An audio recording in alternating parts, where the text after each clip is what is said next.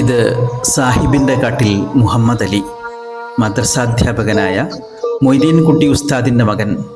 പയ്യോളി തീരദേശത്താണു വീട്. 3 കുട്ടികളുടെ ബാപ്പയായ മുഹമ്മദ് അലി ഭിന്നശേഷിക്കാരിയായ ഫൗസിയയാണ് വിവാഹം കഴിച്ചത്.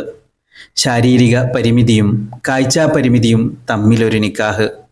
3 മക്കളിൽ 2 പെൺകുട്ടികളുടെ വിവാഹം കഴിഞ്ഞു. 3-മൻ ജോലി ചെയ്യുന്നു. മുഹമ്മദ് അലി ജോലി ചെയ്യുന്ന പള്ളിയിലെയും താമസിക്കുന്ന മഹലിലെയും പള്ളി കമ്മിറ്റിക്കാരുടെയും സുമനസ്സുകളുടെയും സഹായത്താലെയാണ് സ്വന്തമായൊരു വീട് പണി കഴിപ്പിച്ചതും മക്കളെ വിവാഹം കഴിപ്പിച്ചതും. കടലിരമ്പലുകളുടെ ശബ്ദം കേൾക്കാൻ പാകത്തിൽ തൻ്റെ വീടും കടലുമായി മീറ്ററുകളുടെ അകലം മാത്രമായിരുന്നിട്ടും അസ്തമയ സൂര്യൻ്റെ ശോണിമ തനിമയോടെ കാണാൻ മുഹമ്മദ് അലിക്ക് ജീവിതത്തിൽ കഴിയില്ല. കാഴ്ചയുടെ ശക്തി ജന്മനാലുണ്ട്. പക്ഷെ അത് അറിയാവുന്ന സ്കൂളിൽ മദ്രസയിലൊക്കെ ചേർന്നപ്പോഴാണ് അത് അറിഞ്ഞത്. ബോർഡിൽ എഴുതിയത് കാണാതായപ്പോ അപ്പോഴാണ് കാഴ്ച ഇല്ല എന്നുള്ളത് ശരിക്കും അതിന്റെ വസ്തുതാപരമായിട്ടുള്ള കാര്യങ്ങൾ അറിഞ്ഞതും. അന്ന് ചികിത്സ കുറെ മെഡിക്കൽ കോളേജിലും അന്നത്തെ രീതിയിലുള്ള ചികിത്സകൾ കുറെ അന്ന് ചെയ്തു നോക്കിയത്. പക്ഷെ അത് ജന്മന ഈ നരമ്പിന്റെ പ്രശ്നമാണെന്ന് പറഞ്ഞു ഡോക്ടർ. ഇപ്പൊ ചെക്കിങ്ങെല്ലാം കഴിഞ്ഞപ്പോ അങ്ങനെ അത് പ്രയാസാണെന്ന് പറഞ്ഞു. പിന്നീട് പിന്നെ മധുരയിലൊക്കെ പോയി. എന്റെ 21-ാമത്തെ വയസ്സിന് മധുരയിൽ പോയി. അവിടുന്ന് ഒരു പറഞ്ഞു ദൈവത്തിനോട് പറയാൻ. പക്ഷെ ഇപ്പോഴേ കുറെ അന്നത്തേക്കാളും കുറെ കാഴ്ച ഇപ്പൊ അന്ന് ഒരു 25% ഉണ്ടായിരുന്നു. ഇന്നിപ്പോ ആകെ 5% ഉണ്ട്. 5% എന്ന് പറഞ്ഞാല് വളരെ ഒരു ചെറിയൊരു മങ്ങിയ രീതിയിൽ ഞങ്ങളെയൊക്കെ ഒരു നേലായിട്ട് കാണും.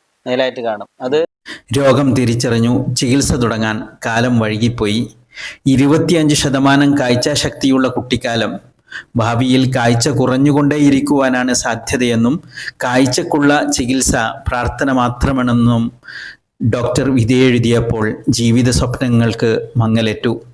പരിമിതമായ കാഴ്ചയിലൂടെ കാലം സഞ്ചരിച്ചു കൊണ്ടിരിക്കെ നഷ്ടക്കാഴ്ചയിൽ വിദ്യാഭ്യാസവും പാതിവഴിയിൽ ഉപേക്ഷിക്കേണ്ടി വന്നു. അക്കാലം ബാപ്പ മൊയ്തീൻ കുട്ടി മുസ്ലിയാർ പയ്യോളി കടലോരത്തെ കടപ്പുറത്തെ പള്ളിയിലെ മുഅദ്ദിനായി ജോലി ചെയ്യുകയായിരുന്നു. ബാപ്പയെ സഹായിക്കാനെന്നോണം ബാപ്പയുടെ കയ്യും പിടിച്ച് മുഹമ്മദ് അലി കടപ്പുറത്തെ പള്ളിയിൽ 5 നേരവും പ്രാർത്ഥനക്കായി വന്നു. അതിനിടയിൽ പ്രായമായ ബാപ്പയെ പടച്ചോൻ തിരിച്ചു വിളിച്ചു. ഇപ്പോൾ മുഹമ്മദ് അലിക്ക് പ്രായം 53ആയി. കഴിഞ്ഞ 35 വർഷക്കാലമായി ബാപ്പ ജോലി ചെയ്തിരുന്ന കടപ്പുറത്തെ പള്ളിയിൽ മുഹമ്മദ് അലി ജോലി തുടരുന്നു. ഇപ്പോൾ കാഴ്ചയുടെ ശക്തി കുറഞ്ഞു 5% താഴെ എത്തിയിരിക്കുന്നു.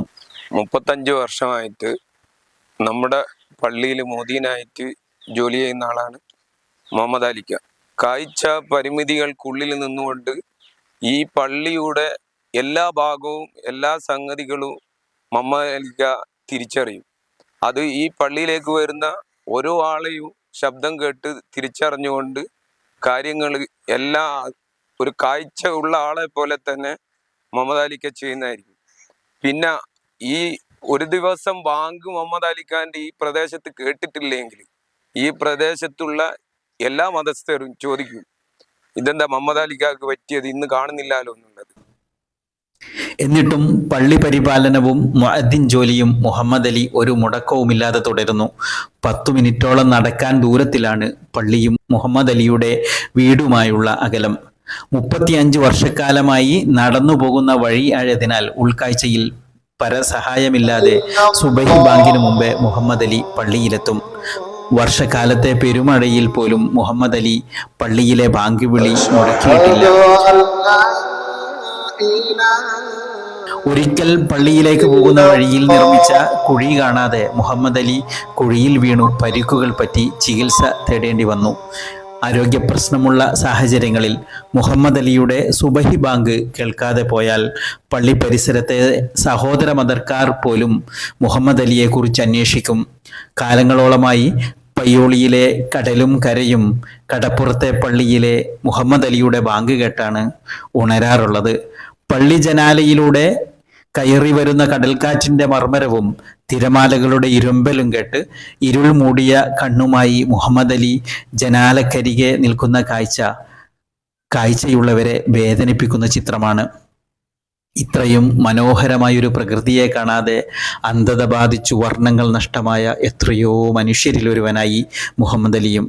കാഴ്ച നഷ്ടപ്പെട്ടിട്ടും പള്ളിയെ പരിപാലിച്ച് 5 നേരം സുജൂദ് ചെയ്തു ജീവിക്കാനുള്ള അവസരം നൽകിയ പടച്ചോനോടുള്ള നന്ദി മനസ്സറിഞ്ഞു പറയുകയാണ് മുഹമ്മദ് അലി. പള്ളിയിൽ ജോലി ചെയ്ത് കിട്ടുന്ന പരിമിതമായ ശമ്പളത്തിൽ ഒതുങ്ങി ജീവിക്കുന്ന മുഹമ്മദ് അലിക്ക് കാരുണ്യത്തിൻ്റെ കാഴ്ചയുള്ളവർ ഒരുപാട് കനിവേകി നൽകിയിട്ടുണ്ട്. അവരോടുള്ള നന്ദി മുഹമ്മദ് അലിയുടെ വാക്കുകളിൽ ഇടയ്ക്കിടെ കയറി വരാറുണ്ട്. എന്റെ മക്കളെ കല്യാണമൊക്കെ ചെറിയൊരു വീടുണ്ടാക്കി അതുപോലെ ഇവിടുത്തെ നിവാസികളെ സഹകരിച്ചു. പിന്നെ പ്രവാസികളും ഇവിടുത്തെ സന്നദ്ധ സംഘടനകളും ഇവിടുത്തെ ചാരിറ്റി പ്രവർത്തകരും അങ്ങനെ 2 കുട്ടികളുടെ കല്യാണം കഴിഞ്ഞത് അങ്ങനെ തന്നെ. അതെ അതെ. പെൺകുട്ടികളെ അതൊക്കെ അൽഹംദുലില്ലാ റാത്തായിട്ട് തന്നെ വളരെ സന്തോഷമുണ്ട്.